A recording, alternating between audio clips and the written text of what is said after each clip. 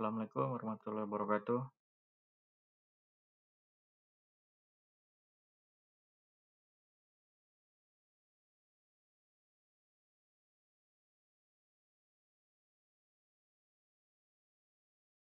Baik, untuk PowerPoint-nya apa sudah bisa terlihat?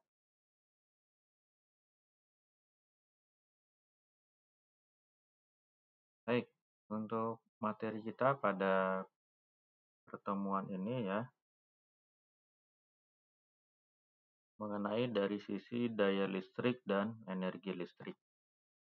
Kita perlu mengetahui ya, memahami apa itu energi listrik ya. Energi listrik merupakan suatu bentuk energi yang dihasilkan dari suatu pergerakan elektron ya, melalui suatu penghantar, misalnya seperti kabel, logam, di mana pergerakan elektron ini menciptakan suatu arus listrik yang dapat kita manfaatkan.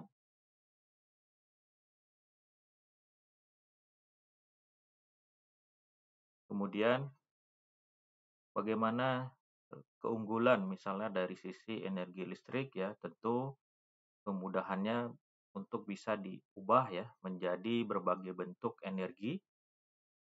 Energi dapat diubah menjadi cahaya ya, misalnya lampu, kemudian jadi panas, misalnya kompor listrik, dan juga gerak. Gerak itu adalah motor listrik, sehingga energi sangat berguna.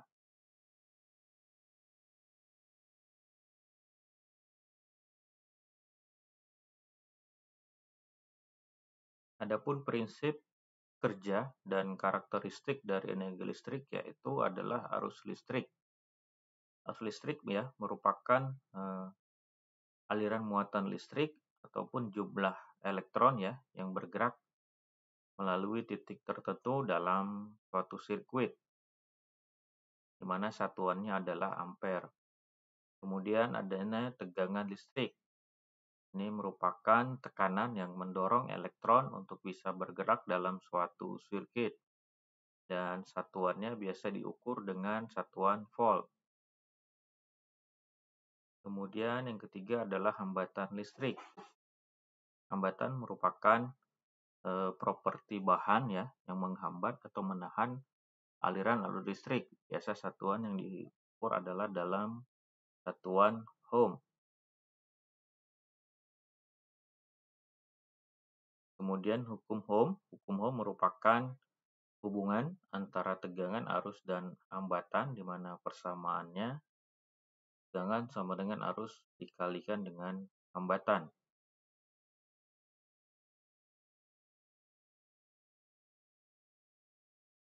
Bagaimana proses pembangkitan suatu energi listrik? Ya, misalnya dari sisi energi mekanik awal, proses ini dimulai dengan mengubah ya berbagai sumber energi primer menjadi energi mekanik. Misalnya ini bisa dari PLTA, pembangkit listrik tenaga air, PLTU, kemudian PLTB, tenaga tenaga uap ya, kemudian tenaga angin, bio ya, sehingga bisa memutar suatu turbin. Kemudian turbin menggerakkan generator. Generator merupakan perangkat elektromekanik yang mengubah energi mekanik menjadi energi listrik karena di dalamnya terdapat kumparan. Kemudian gerakan kumparan dalam medan magnet itu menyebabkan terjadinya induksi elektromagnetik sehingga timbullah gaya gerak listrik. Nah, kemudian listrik yang dihasilkan itu dapat kita kirim melalui jaringan transmisi, baik tegangan tinggi maupun tegangan rendah, kemudian terdistribusi ke gardu induk, kemudian tegangan diturunkan dan listrik bisa distribusikan ke pelanggan atau melalui jaringan distribusi ke rumah, industri, dan tempat-tempat lainnya ya, ke gedung dan sebagainya. Nah, jenis-jenis dari sisi pembangkit ya, pembangkit listrik ada pembangkit listrik tenaga air, tenaga angin, kemudian tenaga surya, dan juga ada pembangkit listrik tenaga uap.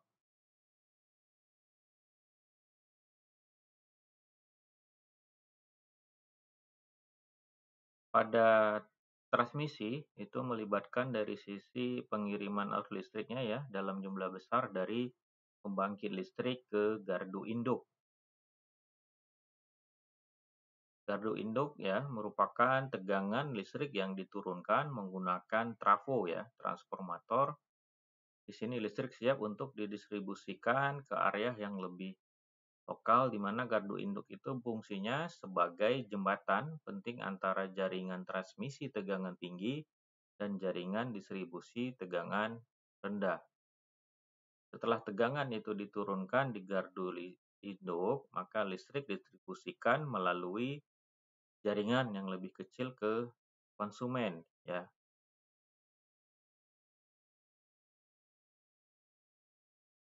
Jadi sistem transmisi dan distribusi ini menjadi bagian terpenting dalam proses pasokan ataupun penyaluran energi listrik. Tentu sangat berarti ya peran energi dalam kehidupan kita, misalnya sebagai penerangan, kemudian juga sebagai media kita saat ini juga menggunakan energi listrik sehingga kita bisa melakukan perkuliahan secara online. Kemudian dari sisi transportasi, kemudian dari sisi alat elektronik ya, industri, kesehatan dan banyak lainnya.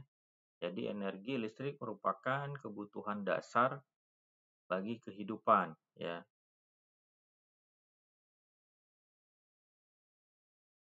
Tentu kita memiliki tantangan dan pengembangan energi listrik ke depannya. Tantangan utamanya kita melihat ketersediaan bahan bakar primer untuk pembangkit listrik saat ini adalah semakin terbatas ya. Kemudian dampak lingkungan yang signifikan dari pembakaran bahan bakar fosil. Misalnya seperti apa adanya emisi gas rumah kaca dan juga polusi udara.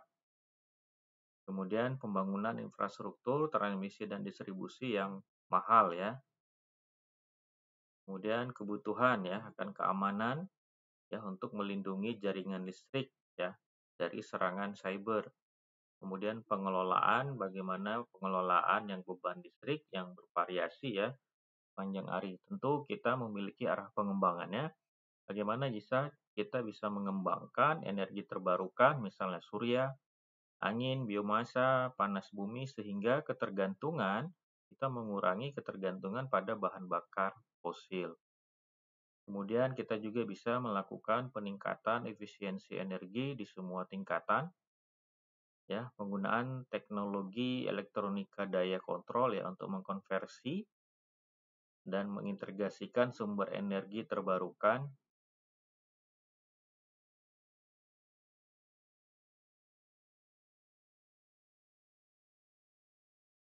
Tentu kita perlu melihat ataupun mengetahui aplikasi elektronika daya dalam sistem energi, misalnya pada konverter AC ke DC dan DC ke DC.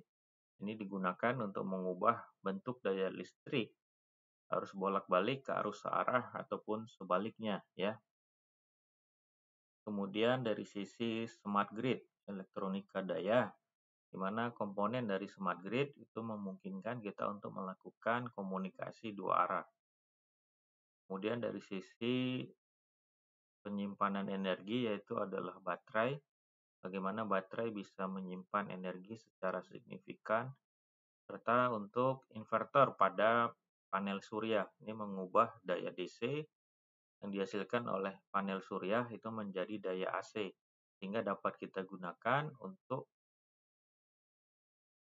energi listrik di rumah ataupun di gedung-gedung yang ada terkoneksi dengan pembangkit listrik tenaga surya.